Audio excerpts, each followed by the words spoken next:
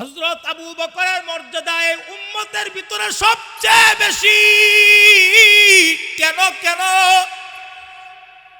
কেননা হযরত আবু বকর নবীর কাছ থেকে যেমন তালিম গ্রহণ করেছেন, ঠিক তেমনি ভাবে নবীর কাছ থেকে তেমন কাইফিয়ত গ্রহণ করেছেন। হযরত আবু বকরের মর্যাদা কি পরিমাণ, এই উম্মতের ভিতরে সবচেয়ে বেশি মর্যাদা আবু বকরের। তাম দুনিয়ার সমস্ত মানুষের ঈমান আর নেকিকে যদি এক পাল্লায় রাখা হয়, হযরত আবু বকরের এক রাতের নেকিকে যদি এক পাল্লায় রাখা হয়, তাম দুনিয়ার সমস্ত মানুষের নেকির তুলনায় হযরত আবু বকরের নেকির পরিমাণ অনেক গুণে বেড়ে যাবে। উম্মতের শ্রেষ্ঠ সন্তান হযরত আবু বকর নবীর পথ পথ বানাইছেন, নবীর মত মত বানাইছেন। নিজস্ব কোনো মত নাই, নবীজি যা বলতেন তাই করতেন, নবীজিকে নকল করতেন হযরত আবু বকর। দামি হবে না কেন? হযরত আবু বকরের কিছু ইতিহাস শোনাই, খেয়াল করেন। হায়াতের কোন একটা রাত্রিতে সফর করতে হবে, নবীজি আবু বকরকে ডাক দিয়া কয়, ওরে আবু বকর, আল্লাহ পাকের নির্দেশ হলে জীবনের কোন একটা রাত্রিতে তোমাকে নিয়ে আমার সফর করতে হবে। আবু বকর ডাক দিয়া কয়, লাব্বাইক ইয়া রাসূলুল্লাহ। মক্কার কুখ্যাত সন্ত্রাসীরা আমার আপনার নবীর উপর আক্রমণ করলো। হযরত আবু বকর নিজের গায়ের চাদর খুইলা নিজের বিছানায় হযরত আলীকে শোয়া, তারপর পাহাড়ের গিরিপথ বেয়ে অন্ধকার রাত্রিতে হযরত আবু বকরের দরজায় গিয়া দাঁড়াইল। নবীজি আবু বকরের দরজার সামনে দাঁড়াইতে দেরি হয়েছে, আবু বকর তার দরজাটা খুলতে দেরি করে নাই। নবীজি জিজ্ঞেস করে, ওরে আবু বকর, এত তাড়াতাড়ি দরজা কেমনে খুললা? আবু বকর ডাক দিয়া কয়, ওগো আল্লাহর নবী, ওগো সরকার, যেদিন বলেছিলেন সফর করতে হবে, সেই দিন থেকে আজ পর্যন্ত বিছানার সাথে পিঠ লাগায় নাই। কোন সময় আপনি আসবেন আর আমার দরজায় দাঁড়ায়া থাকবেন, আপনার কষ্ট হবে, আপনার সাথে বেয়াদবি হবে। আপনার পায়ের আওয়াজ আমার মুখস্থ আছে, আমি দরজার পাশে দাঁড়ায়া আপনি নবীর অপেক্ষা করতে থাকি। আজ যখন এসেছেন, পায়ের আওয়াজ শোনা মাত্রই আমি আবু বকর দরজা খুইলা দিয়েছি, যেন আপনি নবীর কোনো কষ্ট না হয়। কুরবানি, হযরত আবু বকরের কুরবানি। সরকার ডাক দিয়া বলে, ওরে ইবনে কুহাফা, তাড়াতাড়ি বের হয়ে যাও, শুকনা কিছু পুতলা বান্ধা লয়ে লও। আবু বকর কয়, সরকার একটু অনুমতি দেন, ঘরের ভিতরে ঢুকবো আর বের হব। হযরত আবু বকর ঘরে প্রবেশ করলেন। বিবিরে ডাক দিয়া কয়, বিবি, নবীজিকে নিয়ে গুহার ভিতরে যাচ্ছি। আটা দিয়া রুটি বানাইবা, গোশত বোনা কইরা আমার মেয়ে আসমাকে দিয়া গুহার পৌঁছায়া দিবা। রাখালকে ডাক দিয়া কয়, রাখাল, মক্কার সন্ত্রাসীরা আমার নবীর ব্যাপারে কি ষড়যন্ত্র চক্রান্ত করে খবরটা শুইনা গুহার ভিতরে পৌঁছায়া দিবা। অন্ধকার আচ্ছন্ন রাত্রি, পাহাড়ের গিরিপথ বেয়ে হযরত আবু বকর আমার আপনার নবী গুহার সামনে গিয়া দাঁড়াইলেন। গুহার ভিতরে প্রবেশ করবে, আবু বকর ডাক দিয়া কয়, নবীজি, আপনার পায়ের ছাপ দেখা কাফেররা বুঝে ফেলবে আমরা গুহার ভিতরে প্রবেশ করেছি। ওগো আল্লাহর নবী, আমার কাঁধ বাড়ায়া দিলাম, আমার কাদের উপরে আপনার পা রাইখা তারপরে আপনি গুহার ভিতরে প্রবেশ করেন। নবীজি হযরত আবু বকরের কাদের উপর পা রাখলেন আর গুহার ভিতরে প্রবেশ করলেন। আবু বকরের মর্যাদা কেমন! পক্ষান্তরে মক্কা বিজয় হয়ে গেল, বীর বিক্রমে নবীজি মক্কায় ঢুকলেন। বাইতুল্লাহ শরীফের ভিতরে ৩৬০টা মূর্তি রাখা আছে। নবীজি বিজয়ের বেশে ঢুকে বাইতুল্লাহ শরীফের ভিতরে প্রবেশ করে একটা একটা করে মূর্তি বের করতেছেন। বাইতুল্লাহর ছাদের উপরে কিছু মূর্তি লটকানো আছে। হযরত আলী ডাক দিয়া কয়, ওগো আল্লাহর নবী, ছাদের সেই মূর্তিগুলো হাত দিয়া লাগুর পাওয়া যায় না। আমি আলী আমার কাঁধ বাড়ায়া দিলাম, কাদের উপর পা রাইখা তারপর মূর্তিগুলো পারেন। হাবিবে কিবরিয়া ডাক দিয়া কয়, আলী, নবুয়তের ওজন তুমি সহ্য করতে পারবা না। আবু বকরকে ডাক দিয়া কয়, আবু বকর, তোমার কাদের উপর বর দিয়া তারপর গুহায় গেলাম। কিন্তু আলীকে ডাক দিয়া কয়, আলী, নবুয়তের ভার নেওয়ার শক্তি তোমার ভিতরে নাই। আল্লাহু আকবার, জোরে বলেন। এটা হলো আবু বকর। আবু বকর রাত পার হয়ে গেল। হযরত আবু বকরের বিবি আটা দিয়া রুটি বানাইছেন, গোশত বোনা করছেন। মেয়ে আসমারে ডাক দিয়া কয়, আসমা, আসমারে, রুটি আর গোশতের বোনা লয়া তুই গুহার ভিতরে পৌঁছায়া দে। হযরত আসমা রুটি এবং গোশতের বোনা লয়া যখন গুহার দিকে রওনা করে, মাঝপথে মক্কার কুখ্যাত সন্ত্রাসী আবু জেহেলের সাথে দেখা হয়ে যায়।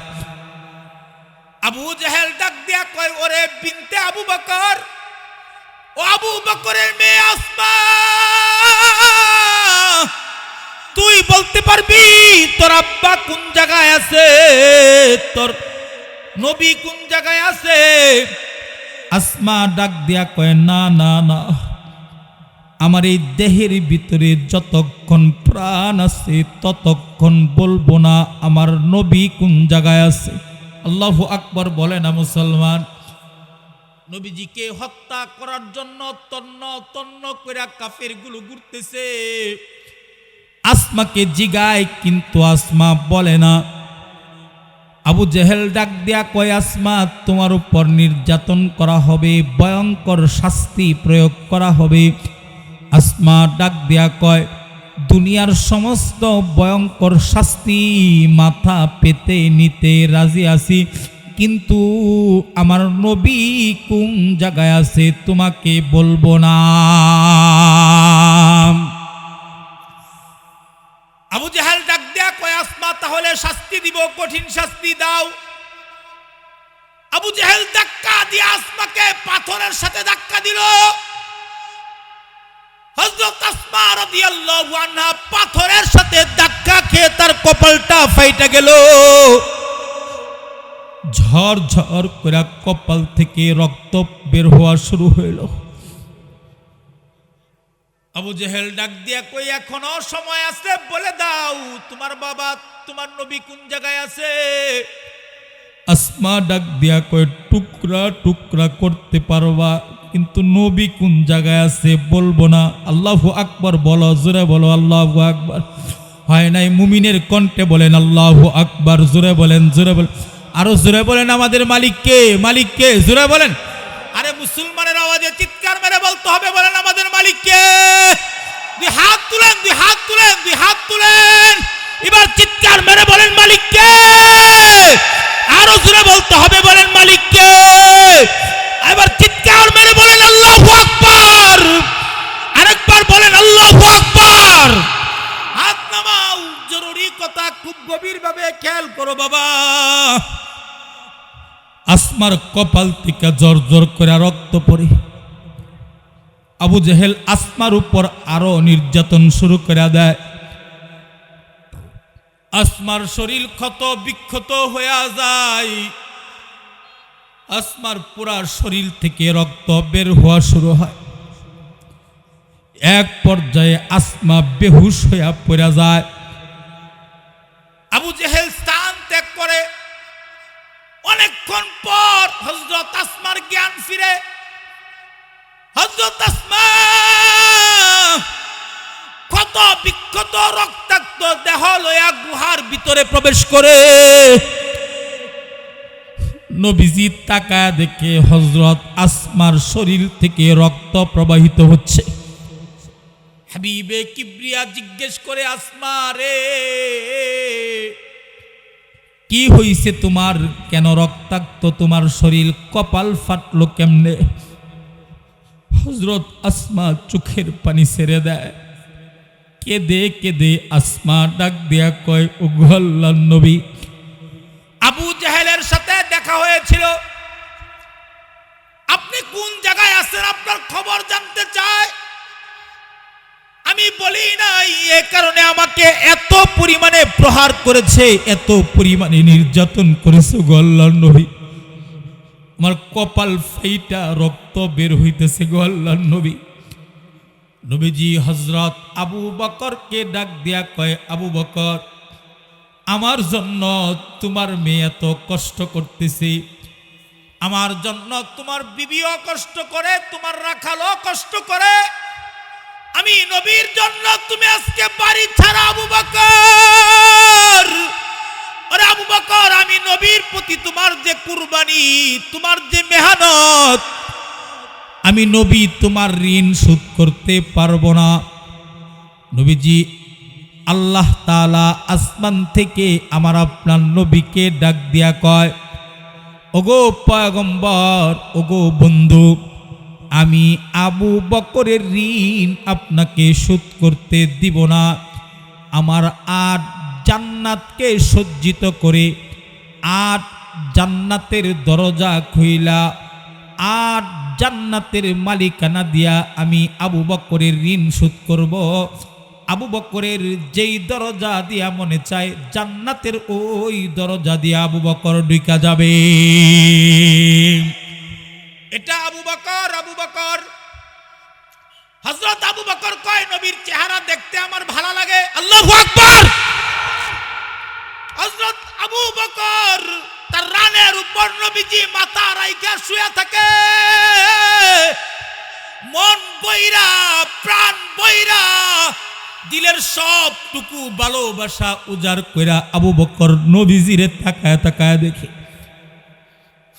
আবু বকর ডাক দিয়া কয়, আমি যদি ক্ষুধার্ত থাকি, আমার নবীর নুরানি সুন্দর চেহারা দেখলে পরে আমার ক্ষুধা দূর হয়ে যায়।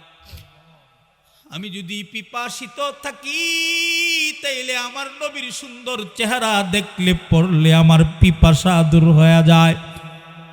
3 দিন পর্যন্ত হযরত আবু বকর নবীজিকে নিয়ে গুহার ভিতরে অবস্থান করলেন। 3 দিন পুরা হয়ে গেলে হযরত আবু বকর আর আমার আপনার নবী গুহার ভিতর থেকে বের হয়ে ইয়াসরিফ তথা মদিনাতুল মুনাওয়ারার দিকে রওনা করলেন। কখনো পাহাড়ের আঁকা বাঁকা পথ, কখনো অন্ধকার রাত্রি, কখনো মরুভূমির প্রান্তর, পাহাড়ের গিরিপথ বেয়ে বেয়ে আবু বকর নবীজিকে নিয়ে মদিনার দিকে যায়। নবীজি আবু বকরের চেহারার দিকে তাকায়া দেখে আবু বকরের চেহারার ভিতরে চিন্তার ছাপ দেখা যায়।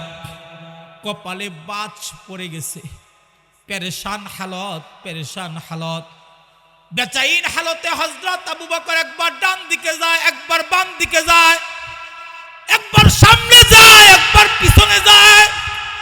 হাবিবে কিবরিয়া জিজ্ঞেস করে, ওরে ইবনে কুহাফা, কি হয়েছে তোমার? কেন তোমার কপালে বাজ পড়ে গেছে? কি চিন্তা করো, কি টেনশন করো? ডানে কোন কারণে যাও, বামে কোন কারণে যাও, কি হইছে রে তোমার আবু বকর? হযরত আবু বকর, নবীর পরে যার মর্যাদা, হযরত আবু বকর কেঁদে দেয়, চোখের পানি ছেড়ে দেয়। কেঁদে কেঁদে আবু বকর ডাক দিয়া কয়, ওগো আল্লাহর নবী, আমার চিন্তার কারণ হলো আমার ভয় লাগে। আল্লাহু আকবার বলো, আল্লাহু আকবার বলো। ওগো হাবিব, আমার ভয় লাগে।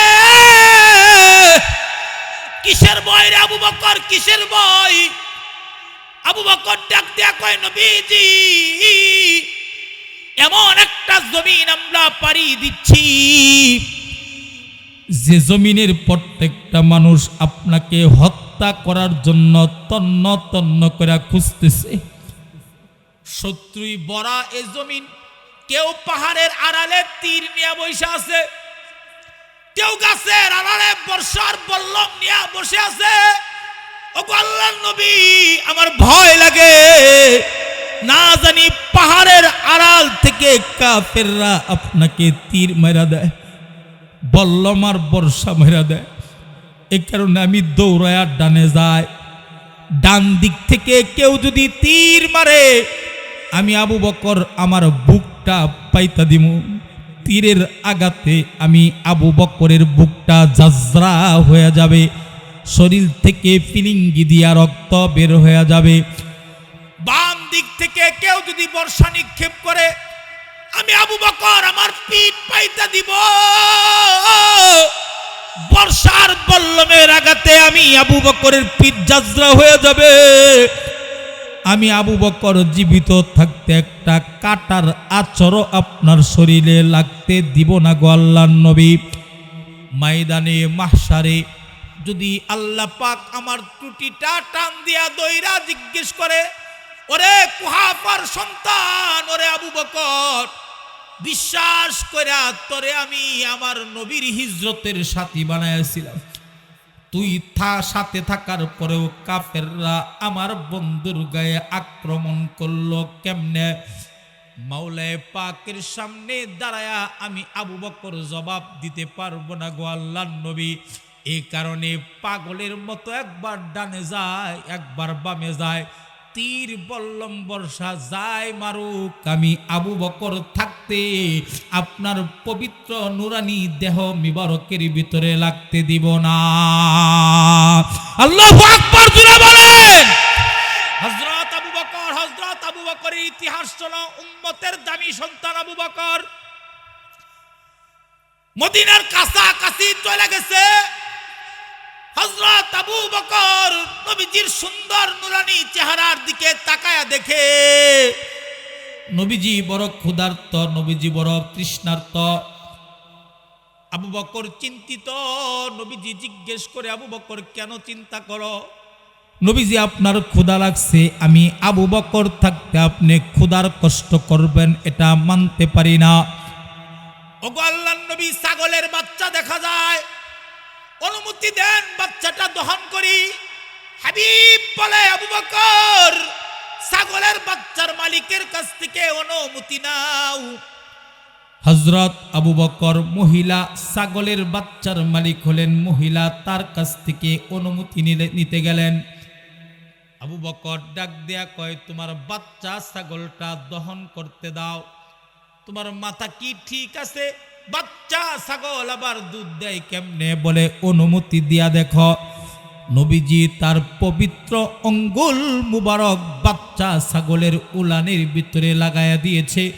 সাথে সাথে বাচ্চা ছাগলের উলানটা দুধে টুইটুম্বুর হয়ে গেছে।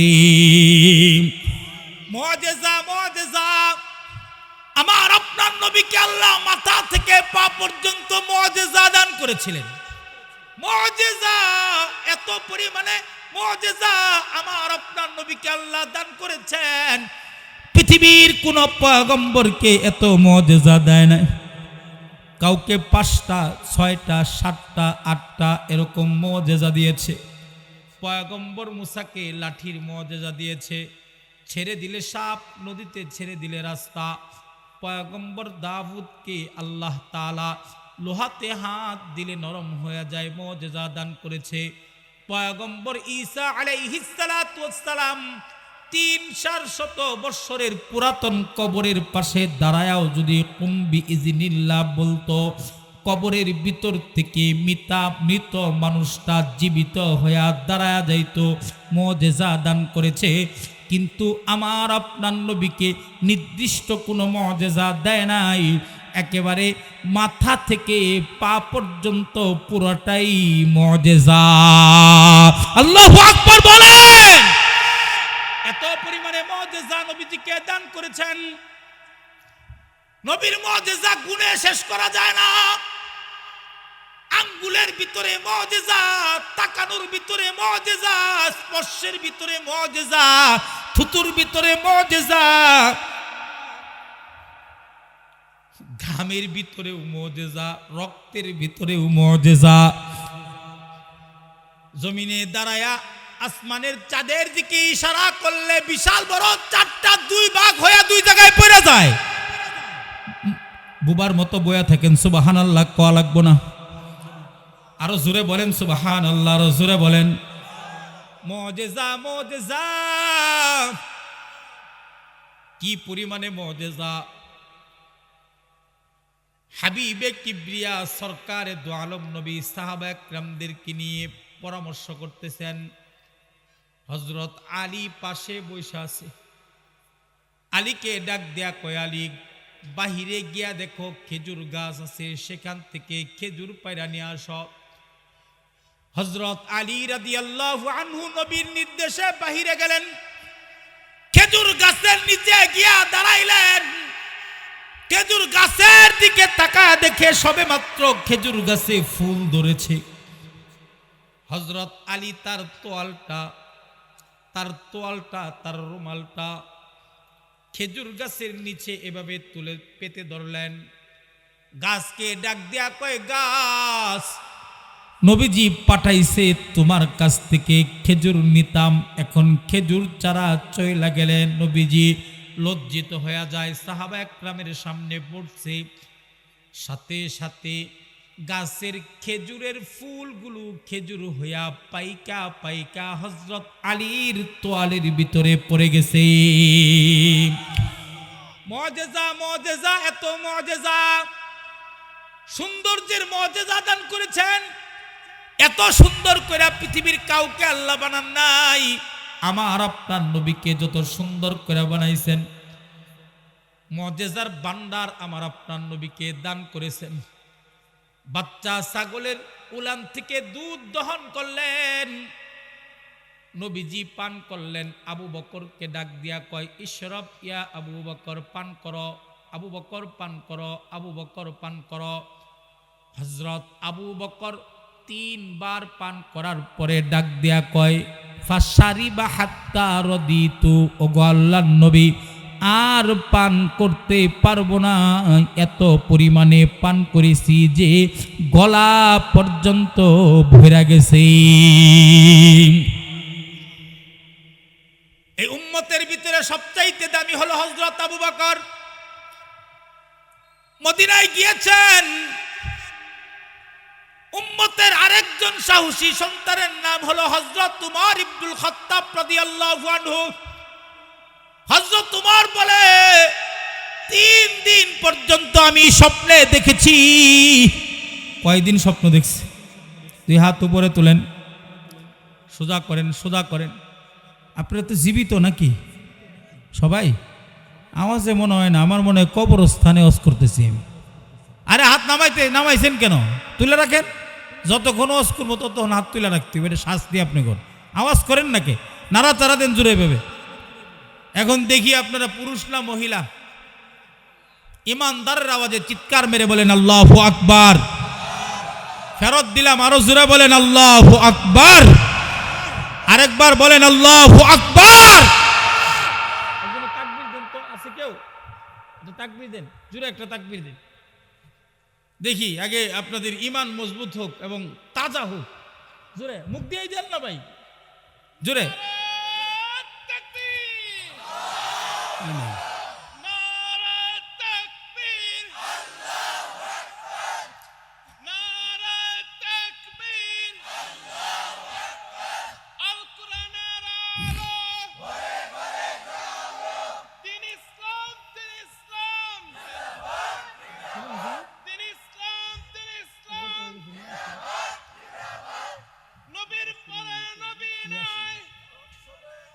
আরো জোরে কোন,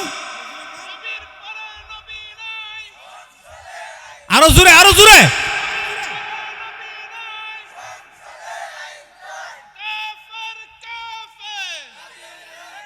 আওয়াজ করে না কেন? জোরে, আরো আরো জোরে বলেন।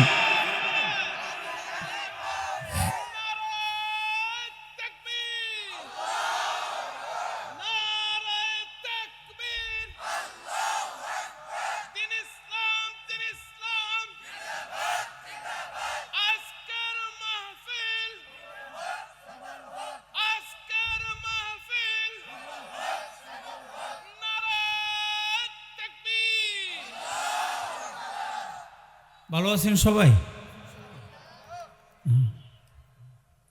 রাগ করছেন, বেজার হইছেন, আওয়াজ নেই, বাড়িতে রাগ করে আইছেন, বিবি সাহেবের লগে কাজ্জা লেগে আইছেন নাকি? ও যে যাওয়ার জেনে যাও, আওয়াজ করতে পারবা না, কে চুপ করে বসে থাকবা? হুজুরে যা কথাই শুনবা, খালি কোনো কথা কইতে পারবা না। ঘটনা কি এমন করছে নাকি? হ্যাঁ, এমন হয় নাই? তাহলে আওয়াজ কই? আওয়াজ কি পকেটে ঢুকা রাখছেন নাকি? আমাদের মালিক কে? এই জিহ্বা কে দিয়েছে? আরো জোরে বলতে হবে, কে? আল্লাহর দিয়া জিহ্বা দিয়ে আল্লাহর নামের উচ্চারণ জোরে হওয়ার দরকার আছে না নাই? এই জমিন কার? এই আসমান কার? আল্লাহর জমিনে আইন চলবে কার? আল্লাহর জমিনে হুকুম চলবে কার? আল্লাহর জমিনে আল্লাহর আইন প্রতিষ্ঠা করার জন্য কে কে রাজি? হাত তুলে দেখা দাও।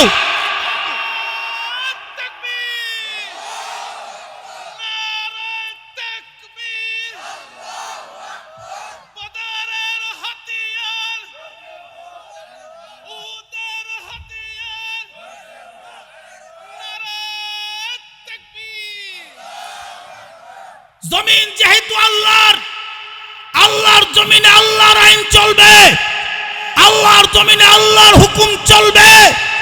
নাস্তিক আর বুদ্ধারদের মতাদর্শ বাংলার জমিনে বাস্তবায়ন করতে দেওয়া হবে না, হবে না, হবে না। ঠিক তবে ঠিক আওয়াজ করে বলেন।